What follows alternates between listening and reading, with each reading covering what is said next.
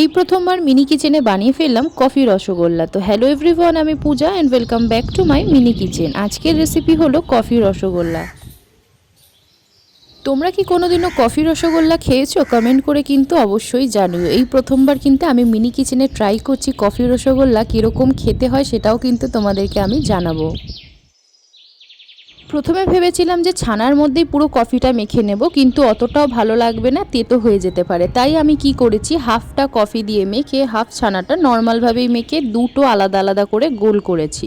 খুব সামান্য কফি দিয়েছি, বেশি কফি দিলে কিন্তু তেতো হয়ে যেতে পারে। তারপরে যে চিনির শিরাটা বানিয়েছি তার মধ্যেও কিন্তু সামান্য একটুখানি কফি দিয়ে রসগোল্লাগুলো এইভাবে আমি বানিয়ে ফেলেছি। খেতে কিন্তু ভালোই হয়েছিল, খুব খারাপ হয়নি। তোমরা অবশ্যই পারলে ট্রাই করে দেখো, সত্যিই ভালো লেগেছিল খেতে। নেক্সট কী রেসিপি দেখতে চাও অবশ্যই কমেন্ট করে জানিও। আজকের ভিডিওটা ভালো লাগলে একটা লাইক করে দিও, আর প্রত্যেকবারের মতো সাবস্ক্রাইব করে কিন্তু পাশে থেকো। বাই।